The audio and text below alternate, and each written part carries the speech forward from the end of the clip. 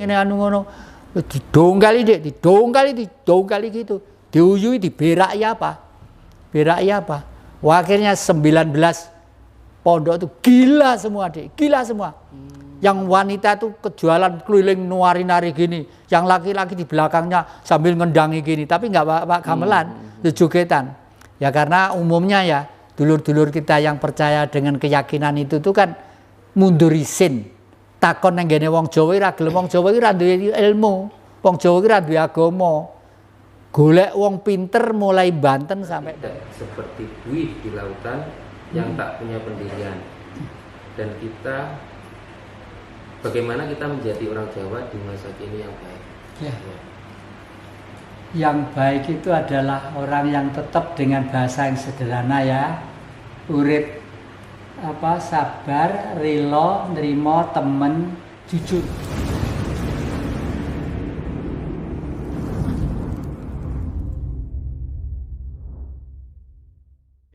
Fenomena hening yang diakhiri seperti ditampar sinar yang terang tanpa normal.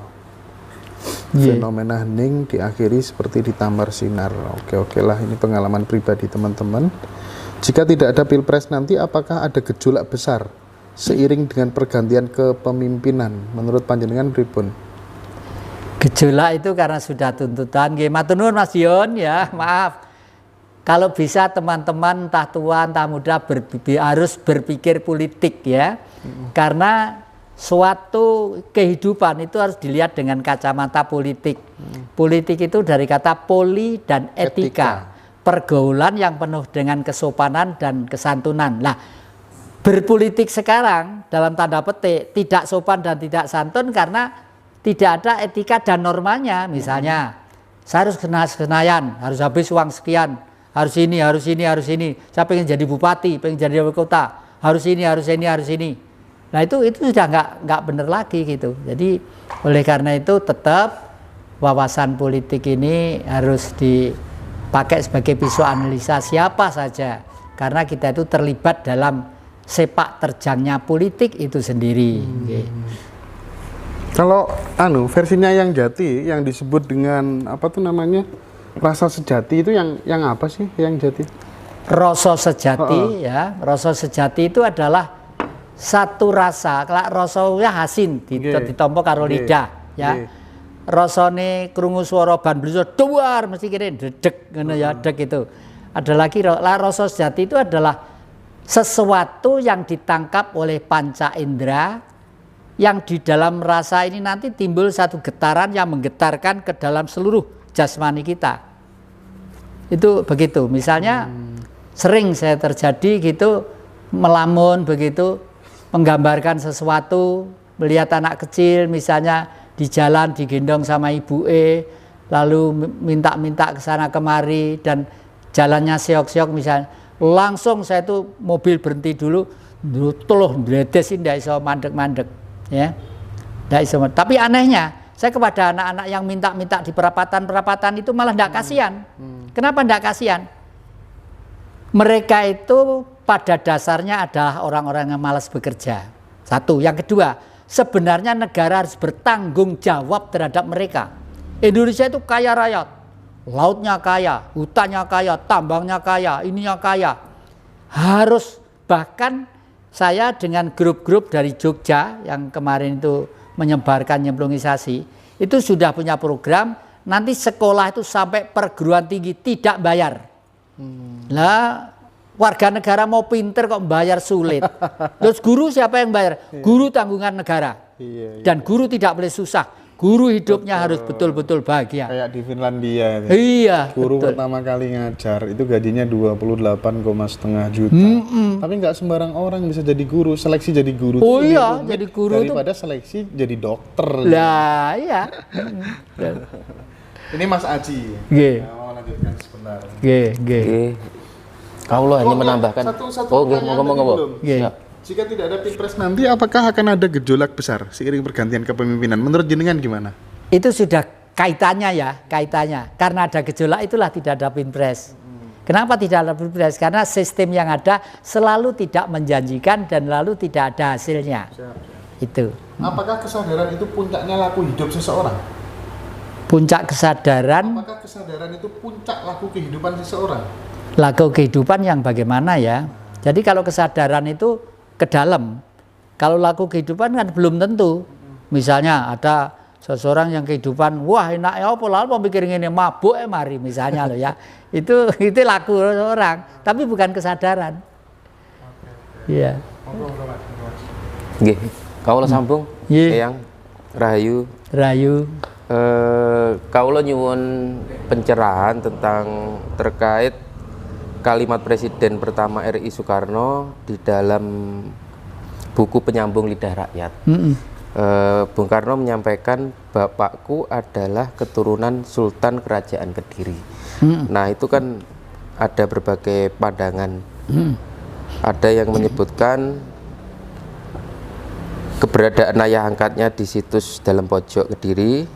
Namun ada pandangan lain justru menyebut kalimat itu dikatakan Soekarno untuk menangkis serangan Belanda yang memfitnahnya anak hasil perselingkuhan. Ya. Nah, menurut Eyang pripun? Orang besar itu selalu mengalami aksi dan reaksi ya. Bung Karno sebagai orang besar memang pernah di pojok ya waktu kecil. Di Surabaya pernah, di ini pernah gitu. Tapi kan tadi saya katakan bahwa beliau itu memang disembunyikan, dititipkan ke orang desa di Blitar sana ya, di mbah saya itu. Lalu pernah pada waktu mudanya tuh di Wates Kediri pernah juga itu. Di dalam pojok ya. Di dalam pojok itu pernah juga lah. Kalau dikatakan mutrah Kediri, beliau masih remaja, ya logis-logis saja. Dan sebenarnya kalau diurut begitu, termasuk yang ini juga terah Kediri. Karena dulu buyut-buyut saya itu dalang semua dari Kediri. Dalang. Sampai ke saya, cuma sayangnya anak saya itu tidak ada yang di dalang. Sayangnya di situ. Bisa spesifik ya. Jadi yang disebutkan sebagai Sultan Kerajaan Kediri itu siapa? Sultan Kerajaan Kediri, kalau istilah Sultan itu seingat saya sudah infiltrasi dari pengaruh Timur Tengah, itu ya. Sultan ini.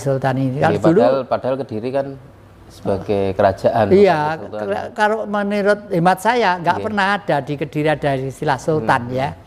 Romo Prabu dulu itu, Romo Prabu Joyoboyo, Romo Prabu siapa gitu. Nah kalau sudah Sultan tuh mungkin sudah ada nunutan dari viral-viral yang lain gitu ya. Berarti yang disampaikan Bung Karno tentang bapak saya dari Sultan Kerajaan Kediri itu mungkin merujuk ke dalam pojok ya? Iya, dalam pojok ya bisa. Bisa diceritakan tentang masa kecil Bung Karno di dalam pojok yang? Masa kecil Bung Karno itu ya seperti anak-anak itu sering delian, sering jumpritan, tapi Bung Karno lahir tahun 1901 ya. Nah, saya lahir tahun 45 kan bedanya jauh. Cuma kan saya nguping ke luhur-luhur itu dan memang di sana itu terah dalang-dalang yang kondang juga. Buyut saya itu Gondo Sugito. Umurnya itu seorang dalang umurnya 120 tahun. Tindak ke Kediri ke Blitar. Jadi orang dulu itu orang Jawa, kalau hari besar itu bukan Idul Fitri atau Natal tidak. Hari tertuanya leluhur kita itu semua ngumpul di situ, nyenengke leluhur kita, ya, maem bareng ini bareng lah. Tapi yang saya itu sudah umur 120 tahun tuh justru yang pergi ke Blitar Rojo, anak putu lek neng kok biayane akeh, anu buyut ae sing neng Blitar. Naik apa Dik? Naik sapi untul, cikar untul, cikar kecil sing sapine sitok gitu. Karena sudah tidur saja begini, tidak bisa digotong teteh untul. Gak ada sing nyetir, gak ada sing gelak ya nih. Oh, mboten wonten bajingan nih Pak. Sapi itu loh iso golek alamat Blitar, Kediri Blitar sih. Orang dulu tuh hebat. Kalau sudah di situ di rumahnya waktu Bung Karno kecil tadi itu di Sanan Wetan ya, itu ditidurkan suruh lagi di pagi. Ganu pakaianku anu joget aku karo mbah karo topeng mbah geger cepakno kene ngono udah tidur nih pakai pakaian joget gitu gamelan mulai bunyi mulai bangun pelan-pelan gitu di topengnya udah begitu udah Begitu topeng itu, topengnya saya simpan masih itu. Topeng ini pakai tak waduh wis horek deh. Genjot itu horek kalau udah gitu. Waduh, orang dulu memang hebat. Tapi ya itu, ada sukanya, ada dukanya. Buyut saya termasuk entah beliau, entah yang lainnya itu kan akhirnya dimakamkan di Blitar di desa Papungan. Di desa Papungan tuh di sini ada desa tanahnya agak tinggi, lalu sini Gaprang, di sini Papungan. Papungan tuh dari kata kapulungan. Zaman Mataram sudah banyak dirubah, seperti Mandalika dirubah menjadi Mondoroko, utaranya sih dirubah semua. Zaman Mataram tuh karena pengaruh kesultanan tadi itu, supaya wong Jawa lali karo leluhure begitu ya itu. Nah, terus setelah itu tuh apa dualang kok dimakamne ning kene kan gene wong santri-santri kabeh gak oleh. Dualang ki sirik musrik ngebong penyan, ngebong ini anu ngene anu ngono. Didongkali gitu. Diuyui diberaki apa? Beraki apa? Wah, akhirnya 19 pondok itu gila semua, Dik. Gila semua. Yang wanita itu kejualan keliling nari-nari gini, yang laki-laki di belakangnya sambil ngendangi gini, tapi nggak pak gamelan, jogetan. Ya karena umumnya ya dulur-dulur kita yang percaya dengan keyakinan itu tuh kan mundur isin. Takon nang ngene wong Jawa ora gelem, wong Jawa ora duwe ilmu, wong Jawa ora duwe agama. Golek wong pinter mulai Banten sampai Banyuwangi. Tidak ada satupun yang bisa menyembuhkan. Setelah sampai di Lumajang ada orang tua yang bilang, sudah ini nanti akan sembuh hanya seorang dalang wanita yang bisa menyembuhkan. Dalang wanita putrinya itu ada dalang, kakungnya itu adalah dalang. Sudah minta ke sana, minta maaf ke sana, nanti akan sembuh. Akhirnya ke mbah saya itu, gambarnya ada di sana. Namanya Mbah Dermo itu di atas itu ya. Itu mbah putri saya. Itu setelah itu sudah tidak apa-apa, bang memang anu kok apa? Kalau memang tidak patut ditanam di sana, di makam di sana, dijungkeli aja, dibuat ke kali sebelahnya, nggak apa-apa. Nanti entoh ngalir ke Segoro Kidul, tulang-tulangnya itu biar nguap lagi menjadi mendung, biar udah mendung biar menjadi hujan, membuat pohon-pohon menjadi seger gitu. Ndak yang putri, mohon maaf, ya wes. Kalau katanya tombolnya dari sini itu minum air sumur di sumber itu di belakang itu sumbernya yang masih jomplangan gini dulu apa sumurnya itu ya minum semua sembuh semua Dik. Sembuh semua itu karena tuah airnya karena tuah airnya dan karena keluhuran orangnya ya itu sabdo dadi ya itu ya yang menurut cerita yang saya tahu kan di dalam pojok itu masa kecil Bung Karno di sana digembleng spiritualnya dan politiknya. Nah itu apa benar seperti itu? Ya di mana-mana pada waktu itu kan banyak tokoh ya, kiai-kiai tokoh, sepuh-sepuh tokoh, dan Bung Karno itu sangat senang mendatangi orang sepuh-sepuh, pinter-pinter apapun agamanya, apapun ilmunya, selalu didatangi silo. Itu Bung Karno seperti itu. Saya sempat wawancara Mbah Suyono kalau nggak salah, itu putranya Mbah Somo Sowoyo nggih. Nah itu menurut Mbah Suyono sebentar saya dekat dulu. Saya akan lanjutkan ya. Tadi yang mengatakan bahwa Ibu Ratu Mas itu kan selalu menjangkung dan melindungi tanah Jawa ya. Nah, kalau saya lihat Jawa ini kan sering kena musibah ya. Gunung Kelut sering meletus, bahkan kemarin erupsi Merapi. Nah, semuanya itu kan ada di tanah Jawa. Nah, kenapa kalau Ibu Ratu Mas itu selalu melindungi tanah Jawa? Kok tanah Jawa itu kok selalu ada bencana gitu yang bagaimana pandangan Eyang? Memang Indonesia itu letak kuncinya itu ada di kekuatan 3 energi tadi itu kan air, api, dan udara. Nah kebetulan dari Sumatera Utara sampai ke sana timur ke Lombok kan itu terdiri dari gunung-gunung berapi termasuk Gunung Semeru ya, Gunung Semeru. Tapi bukti bahwa Ibu Ratu Mas itu masih melindungi Pulau Jawa karena Pulau Jawa itu adalah pulau yang dihuni manusia pertama kali di bumi untuk hidup menata kemasyarakatan kurun waktu dari waktu ke waktu. Bukti bahwa Ibu Ratu Mas itu masih melindungi Pulau Jawa pada waktu tahun 65 itu kan Bung Karno itu dijatuhkan. Bayangannya Amerika, Bung Karno nanti akan memberi komando. Yang ikut saya di belakang saya, yang berhadapan dengan saya di depan saya. Bayangannya Amerika seperti itu. Makanya lalu Armada 7, armada besar Amerika yang full senjata, itu merapat 11 kilo dari Cilacap.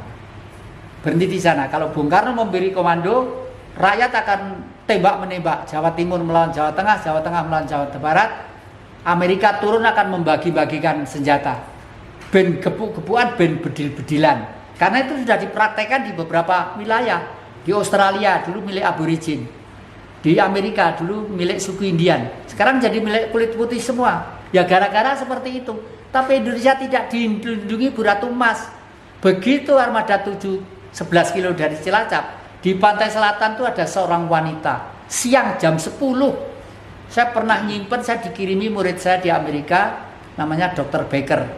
Ya, ngirimi gambar itu ya. Itu jalan-jalan di pantai gitu. Loh, tentara armada Amerika kan mikir, gak mungkin wanita itu siang-siang jam 10 siang jalan-jalan di pinggir pantai, di gunung-gunung tuh udah ada meriung, udah ada bedil. Jangan mendarat. Loh, coba itu. Padahal gak ada. Nah, itu kan berarti real, itu peristiwa betul, bukan karangan, bukan dongeng, bukan khayalan. Fakta ya. Fakta, iya. Gitu. Terus ini yang terkait dengan leluhur Jawa, leluhur Nusantara. Sebetulnya siapa sih yang dimaksud dengan leluhur Jawa, leluhur Nusantara itu sebetulnya siapa? Leluhur Jawa, leluhur Nusantara ini yang sudah dilacak karena sudah ribuan mungkin jutaan tahun yang lalu. Tapi saya mencoba melacak mulai dari 1500 tahun sebelum Masehi. Ya. Dulu antara daratan Cina sebelah timur itu dengan Amerika sebelah barat itu sebenarnya tanah ini deh. Tanah. Waktu itu ada peristiwa besar. Ambles membuli bumi. Inilah di dalam pewayangan yang disebut goro-goro. Jadi tanah daratan itu ambles, dasar laut itu permukaan, ya, begitu. Lah, pada waktu peristiwa itu terjadi ada seorang Brahmana, umurnya itu kalau di kitab suci itu diceritakan umurnya itu sekitar 800-900 tahun. Jadi orang kita dulu sudah sadar bahwa hidup mau jangka pendek panjang itu tergantung kita, ya. Mau pendek atau mau panjang tergantung kita. Mangan ojo sembarangan, ngombe ojo sembarangan, itu dan sebagainya itulah. Itu siapa namanya? Saya mencoba dia bertanya kepada beliau. Namanya Romo Simo Singoro Wonokerto. Nah, Romo Simo Singoro Wonokerto. Loh, kaya Pak Jati itu, Mbah Jati itu. Masa 1500 tahun sebelum Masehi iso ditakoni. Yang meninggal itu kan jasadnya, raganya, gitu. Tapi sokmanya itu masih hidup. Karena tugas, seperti Bung Karno pun masih hidup. Adik-adik kesini, Bung Karno juga jenguk, Bung Karno juga mengikuti. Jati kok gedabung sopo, itu mengikuti terus. Adik-adik pertanyaannya juga disentil, yang kira-kira penting untuk kepentingan umum. Beliau selalu begitu. Nah, Romo Singoro Wonokerto, saya tanya itu langsung kalau sudah begini. Terus karena tempat saya di perdepoan, saya itu dekat tempat moksanya Prabu Joyoboyo. Tangan saya megang tik itu langsung begitu. Dan anehnya pada waktu saya mencari jejak-jejak sejarah itu dengan sahabat saya sudah meninggal, namanya Mas Paji, itu nulisnya itu buat gitu. Itu tulisannya, bukunya saya taruh di Singosari Trit, disimpan yang bagus. Ini sejarah Bapak gitu. Nah, kenapa seperti itu? Karena ini adalah getaran-getaran ether, ya, getaran-getaran udara atau ether ini yang menggetarkan sukma saya untuk fisik saya itu bergerak. dan ngerti maksudnya. Oh ini kartunya ini. Lah, saya tahu umurnya, namanya ya dari situ. Tadi yang jadi mengatakan bahwa manusia itu zaman dulu kan bisa menentukan mau mati umur berapa, usia berapa kan bisa ya. Jadi intinya rahasia kematian seorang itu bukan tergantung dari sang kuasa, berarti dari kita sendiri bisa Dari menentukan. kita sendiri, iya dari kita sendiri deh. Yang Maha Kuasa itu hanya memberi hidup. Ya, oleh karena itu hidup itu apa sih? Yang namanya hidup kalau secara rasional mesti terdiri dari sifat plus dan sifat minus. Hidup itu 0, 0 ya, 0, 0. Ada plus, ada minus. Ya. Plus itu atas, strip bawah, tengah, bawah itu minus. Atas itu angkasa, minus itu bumi. Kenapa minus? Karena di tengahnya ada magma, api yang besar, supaya semua terikat, tidak ngambang kameranya, mas-mas ini tidak ngambang, Guci ini tidak ngambang. Itu fungsinya seperti itu ya. Jadi kalau orang dulu menyebut Bopo Angkoso Ibu Bumi ya, leluhur kita itu sejak dulu sudah hidupnya itu bertuhan. Bopo Angkoso Ibu Bumi ya, karena apa? Karena semuanya ini, benda-benda ini semuanya dari angkasa. Dulu nggak ada bumi kok, yang ada hanya api aja, tanah dan air berputar-putar di udara, dibakar api yang membara. Lalu bintik-bintik kecil yang Tuhan itu meledak, tawar, api itu meledak mesti api. Setelah terimbun kembali, baru ada molekul. Sejak itulah ada istilah namanya benda. Ada cacing, ada rumput, ada ini, ada bahan besi, ada tanah, ada batu. Itu semua kan tidak ada, wang-wung. Semua wang-wung kosong. Nah, tata surya di sini aja, lah di sana, lah di sana, lah di sana. Ada juga. Bahkan yang itu pernah ditemuin makhluk ruang angkasa. Namanya alien. Ada itu, saya masih SD kelas 5 itu di berita sana. Jadi saya dulu kan senang nonton film koboi. Kalau ada film koboi itu seneng saya ya. Nonton jam 5 sore gitu. Saya dari desa mau nonton bioskop ke kota. Di bambu itu ada guantung seperti ini loh. Kalau manusia nggak mungkin agak kecil, kalau kera kok besar. Guantung gini, terus katanya orang desa itu, saya pikir itu bangsanya gendruwo. Anak-anak desa itu bilang gini, kalau tahu gendruwo itu gampang, warnanya dilolok sing kuwejem ngono dia takut gitu. Dan sepeda saya taruh, saya tawantang, ayo mau dulu buang saya taruh gitu, lu turun deh, melengkung lalu jualan, datang saya udah 2 hari lari pulang saya. Ngapunten, ya ini ada titipan pertanyaan dari sahabat Ngaji Roso. Apa hubungannya Soekarno dengan Pakubono 10? Ya. Tadi sudah saya ceritakan, beliau itu tetesan dari sana, saya istilahkan tetesan ya. Lalu karena beliau tahu, Pakubono 10 itu tahu bahwa beliau itu, Bung Karno itu akan meneruskan sepak perjuangannya, karena Pakubono 10 itu raja terkaya di Asia Tenggara ini. Asia Tenggara bukan Indonesia aja, Asia Tenggara. Terus waktu itu hartanya itu untuk disebar ke wilayah-wilayah untuk mengadakan pemberontakan itu, pemberontakan terhadap penjajah itu. Nah, karena sadar bahwa nanti perjuangan masih jauh, karena orang keraton itu semua kan membangun rumah pun, membangun tiang pun, semuanya serba ditandangi seorang empu deh, seorang empu. Jadi buat rumah pun ditandangi seorang empu, enggak sembarangan, enggak tukang batu, enggak, empu semua ya. Jadi semua itu ada getaran energi wahyu yang kuat gitu ya. Terus makanya lalu sadar bahwa Bung Karno meneruskan, lalu dititipkan ke Blitar itu. Waktu di Blitar, sekolah di Kediri, sekolah pernah di Surabaya, apa itu di Jawa Timur lah. Iya, yang lanjut ini ada pertanyaan tentang ajaran leluhur Nusantara, terutama Jawa ini kan sebagai tanah tua. Setahu saya ajaran leluhur yang asli dan kuno itu adalah Kapitayan. Tapi karena sebuah ajaran itu tidak ada yang tak lekang oleh zaman, apalagi kalau tidak ada kitab sucinya. Tapi kadang muncul keraguan apakah Kapitayan itu paling tua dan luhur. Jangan-jangan ada lagi yang lebih kuno dan lebih baik. Kalau kita mencari terus ke belakang melalui sejarah, jadinya kita ini gaduh-gaduh. Dan ujungnya tidak ada klaim yang valid tentang kebenaran ajaran leluhur. Dan banyak lagi pengkerdilan yang terjadi dari ajaran Budipekerti dengan menabrakkan ajaran yang dianggap dari leluhur dengan ajaran lain yang dianggap baru dan menjajah.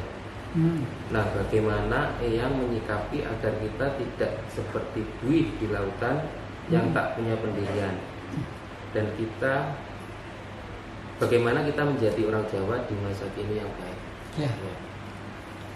Yang baik itu adalah orang yang tetap dengan bahasa yang sederhana ya, urip sabar, rela, nerimo, temen, jujur, gitu ya.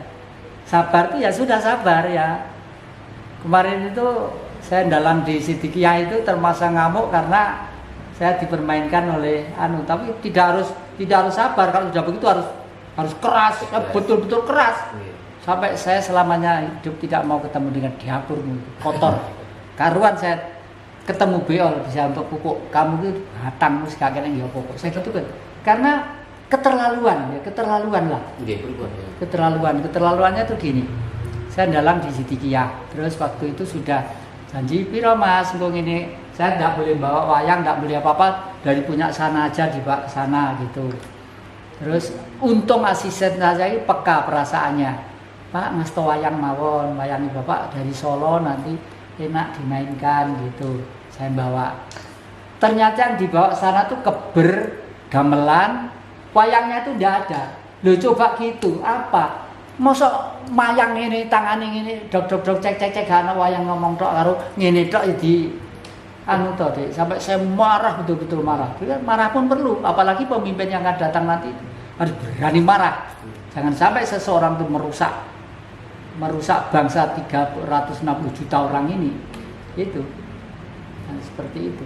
Ya. Kalau tentang kapitayan tadi itu ya, umumnya ajaran Jawa itu umumnya semua benar. Tapi karena itu adalah dibuat, dicetak oleh para sesepuh waktu itu, kebenaran itu kan tergantung sikon, situasi dan kondisi. Mengikuti zaman ya. Iya, waktu di zamannya. Misalnya Eyang Jati karena membuat bukunya di Singosari, ya saya banyak cerita tentang Gunung Arjuna, tentang Sumber Biru. Kalau sama di Tuban, ngungkap leluhur mungkin banyak kiri kanan apa yang ada di Tuban, itu semua benar. Tapi oleh karena itu, setelah saya cermati bahwa zaman itu majunya adalah begini, dialektikanya ke depan, saya membuat buku untuk tahun 3000 yang akan datang ya. Buat buku apa? Ya bukan buku yang satu lembar tadi, ikut setan ikut Tuhan itu tadi itu. Dan caranya, dan itu gampang banget dipelajari. Wong agama mempelajari juga gampang, wong kepercayaan gampang, wong ngebong dupa ya gampang karena cetok berbentuk gambar ya toh. Karena kalau tulisan itu kan sudah berubah-berubah ya.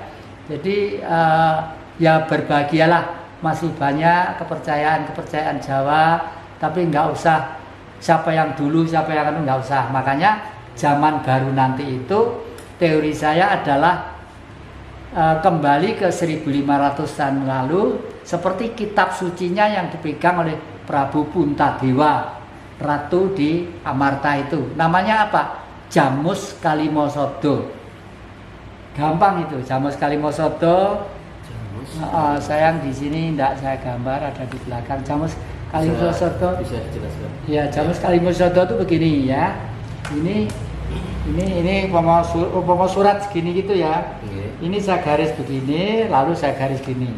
Lalu di sini terjadinya alam itu apa? Terjadinya alam dan kehidupan itu sentral titik aktivitas minus, titik kurung double plus kurung minus. Itu terjadinya semesta alam dan isinya. Loh titik apa? Titik Tuhan. Loh titik kok Tuhan? Tuhan itu apa? Tuhan itu yang arang manusia, yang arang kita Tuhan itu. Ya toh? Setelah ada manusia itulah baru manusia yang sempurna, baru ada sebutan istilah Tuhan. Gajah itu gundulnya gede, sapi gundulnya gede, ini gundulnya gede. Tapi tidak pernah bilang Tuhan, tidak pernah. Ya setelah ada manusia itulah baru ada istilah yang namanya Tuhan.